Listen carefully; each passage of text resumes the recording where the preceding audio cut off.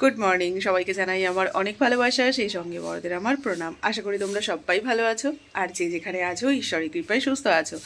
আজকে হলো এপ্রিলের 15 তারিখ সোমবার। সকালবেলায় ঘুম থেকে উঠে বাসি কাজকর্ম সেরে একবারে স্নান করে নিয়েছি, আর এখন সকালের খাবার দাবারের আয়োজন করব।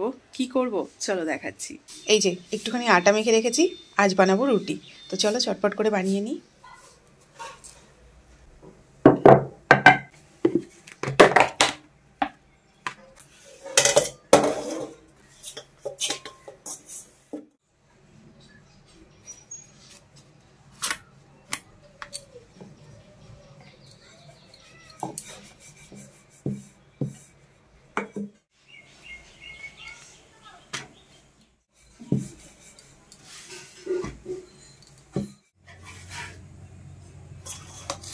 রুটি করা ছেড়ে আবার দুধ আনতে গেছিলাম, কিন্তু দুধটা কাকা ঢেলে দিয়েছে। পাশের বাড়িতে গায়ে দোয়াতে গেল, ওই বাড়িতে গায়ে দোয়ানো হলে তারপর আমাকে দেবে বললো। তো এবার বাকি রুটিগুলো বানিয়ে নিই। রুটি বানানো সব হয়ে গেছে, এবার নেতুবাবুকে এই 4 পিস রুটি দিয়ে আসি। নেতুবাবু নিয়ে যাও তো বাবা। গরম না, এখানে রাখলাম। আর এবার আমার খাবারটা একটু বেড়ে নিই। কালকের এই পনিরের তরকারিটা ছিল বলেই না সকালে রুটি করলাম। রুটি দিয়ে এরকম তরকারি খেতে আমার ভীষণ ভালো লাগে। রুটিগুলোতে একটু ঘি লাগিয়ে নিয়েছি, আর এই হলো আমার 3টে রুটি আর পনিরের তরকারি। এবার খেতে বসি। গরমও পড়ছে কেমন বলো। মাঝে কিছুদিন একটু কম হয়ে গেছিল। এদিকে একটু চা বসিয়েছি, আর এদিকে একটা কড়াই বসিয়ে কড়াইতে একটু তেল দিয়ে দিয়েছি। ফ্রিজে 3 পিস মাছ ছিল, এখন সেই মাছটাকে ভাজতে বসাচ্ছি।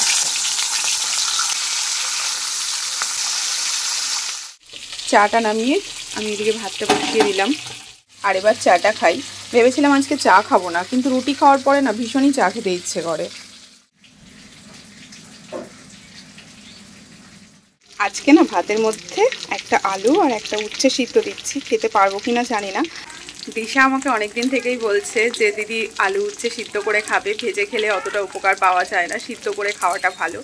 সেই সাথে আমার বর আর আমার মা বাবা তো ছোটোবেলা থেকে বলে আসছে, কারোর কথাই তো শুনিনি। এখন বড় হয়েছি, এখন বুঝতে শিখেছি, সেই জন্যে দিলাম সিদ্ধ। খেতে পারবো কি না সেটা তো তোমরা দেখতেই পাবে। তবে আপাতত রান্নাবান্নাটা করি। আমি আবার এদিকে খানিকটা তরমুজ কাটলাম, আর এবার এটা নেতুবাবুদের একটু দিয়ে আসি। কালকে দিইনি, কারণ কালকে নেতুবাবুর মা আমার ঘরের কিছু খেত না, তো সেই জন্যে নেতুবাবুদের কালকে দিইনি। নেতুবাবু তরমুজ তরমুজ তরমুজ ঠান্ডা, ধরো ধরো নাও।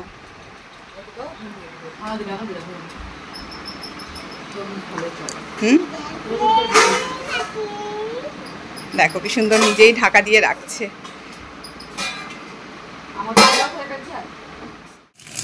আলু আর পটল কেটে নিয়েছি, ভাবছি আলু পটল দিয়ে মাছ দিয়ে ঝোল করে নেব।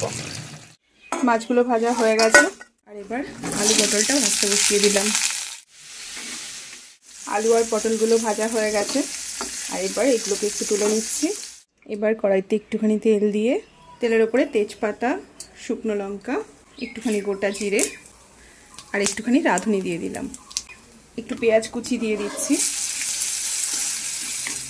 পেঁয়াজটাকে একটু ভেজে নিয়ে আদা জিরে আর কাঁচা লঙ্কার পেস্ট দিয়ে দিলাম। একটু হলুদ দিচ্ছি আর একটু লবণ দিয়ে দিলাম। এবার মশলাটাকে একটু কষিয়ে নেব। ভেজে রাখা আলু আর পটলটা দিয়ে দিচ্ছি। সমস্ত কিছু একসাথে একটু ভেজে নিয়ে এবার আমি এর মধ্যে জল দিয়ে দেবো। ঝোলটা ফুটতে আরম্ভ করেছে, আর এবার মাছগুলো দিয়ে দিলাম। 2 হাতে 2 টুকরো তরমুজ নিয়ে বসলাম খেতে। তবে আজকে না ঘোষ কাকা আমাকে দুধ দিতে ভুলে গেছে, বললো বাড়িতে যাও আমি দিয়ে আসছি, আর আসেইনি। যাই হোক, কালকে 2 দিনেরটা নিয়ে নেব। তরমুজটা সত্যি খুব ভালো, ভীষণ মিষ্টি।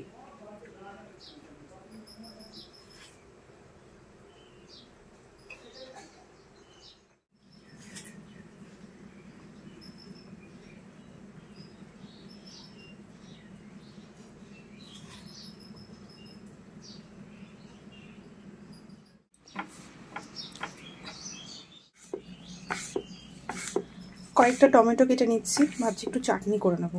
অনেক দিন থেকে না টমেটোগুলো ফ্রিজে ছিল, মানে সেই বহরমপুরে যাওয়ার আগের টমেটো এগুলো। সবশেষে মাছের ঝোলে একটুখানি গরম মশলা দিয়ে দিলাম। আমার তরকারি রান্না হয়ে গেছে, এবার চাটনিটা বসিয়ে দেবো।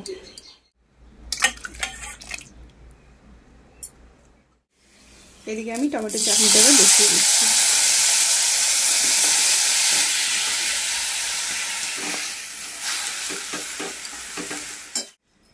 চাটনিটা রান্না হতে হতে ভাবছি মিট কেসটাকে একটু পরিষ্কার করে নিই, অনেক দিন পরিষ্কার করা হয়নি।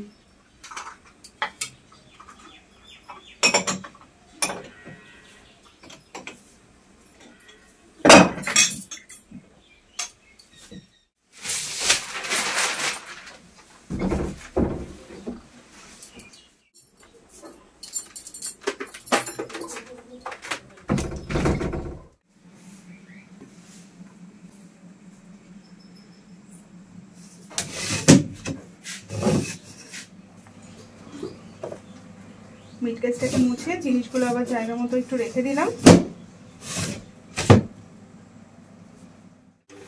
এদিকে আমার চাটনিটাও রান্না হয়ে গেছে। নাও এইদিকে, হ্যাঁ এবার রান্নাঘরটা ঝাড় দিয়ে একটু গা ধুয়ে আসবো, তারপর খেতে বসবো।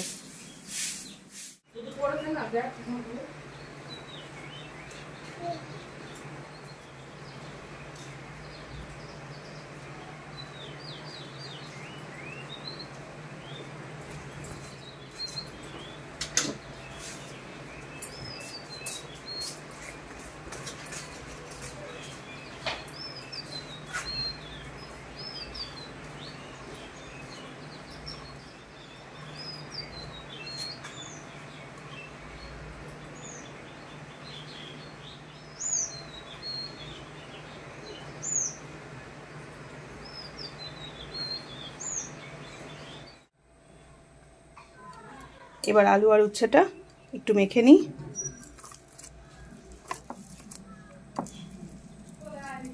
ওই তো সিদ্ধই হয়নি, ওইটুকু ভাতে কি আর সিদ্ধ হয়? তবে কত বীজগুলো খেতে পারবো না গো। একটু কাঁচা লঙ্কা, একটু লবণ আর সঙ্গে একটু কাঁচা তেল। আর এবার সমস্ত কিছু ভালো করে একটু মেখে নেব। জানি না খেতে কেমন লাগবে, তবে মাখাটা তো ভালো করে মাখি, কি বলো?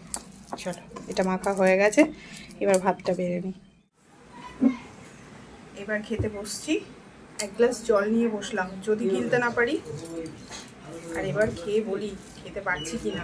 এটার আবার ভিডিও করার দরকার আছে, বরের সঙ্গে ডিল হয়েছে, যেদিন যেদিন খাবো সেদিন নাকি আমাকে 500 করে টাকা দেবে, তাই ভিডিওটাও করতে হবে, না হলে তো প্রমাণ থাকবে না। 500 টাকার জন্য খেতেই হবে, কি বলো?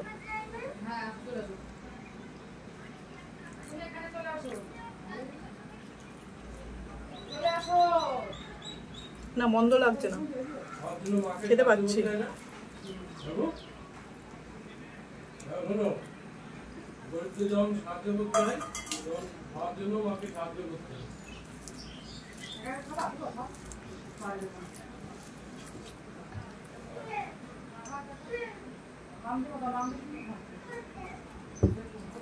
একটা বয়সে কত নাটক করেছি, আর এখন শরীরের জন্যে সব খাওয়ার চেষ্টা করছি। আর একটু বললে মনে হয় ভালো হতো, কচকচ করছে মুখের মধ্যে।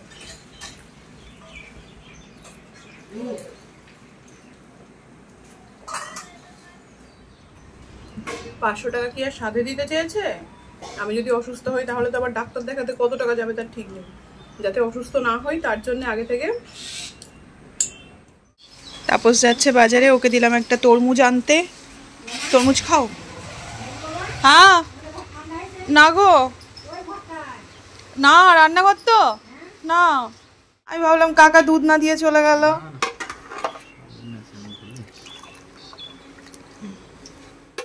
ভালোই হলো, কাকা দুধটা দিয়ে গেল। আমি তো ভাবলাম ভুলেই গেছিল কাকা।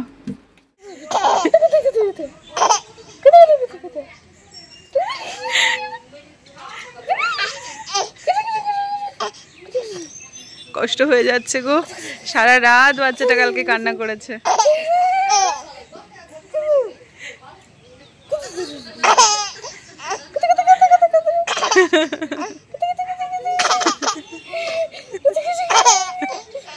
কি হাসি দেখো, বাচ্চার শরীর খারাপ গো। কালকে রাত্রে কত কান্না করেছে না, আজকে সারা দিন কান্না করছে। কোলে কোলে কোলে। আমি এসেছিলাম এই গাছগুলোতে একটু জল দেওয়ার জন্যে, জল দেওয়া হয়ে গেছে।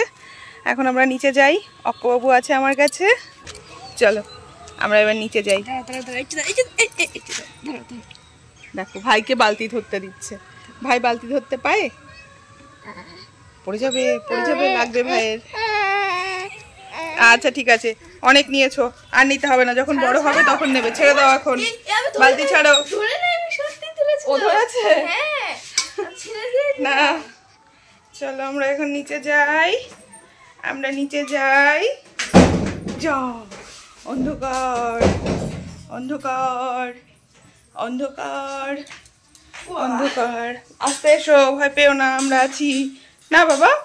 এই তো আলো, ঢেপ ঢেপ করে তাকাচ্ছে দেখো।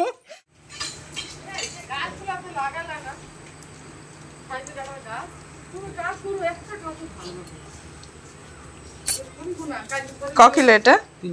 3 কিলো।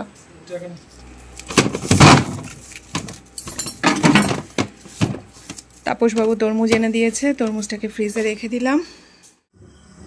আমি না কালকের জন্য একটু দই পেতে রাখছি। আমার বর সমানে বলছে এই গরমে দুধ খেও না, দই খাও, সেই জন্য আজকে দই বসাচ্ছি। একটুখানি দই ফ্রিজে ছিল, সেটাই দিয়ে দিলাম।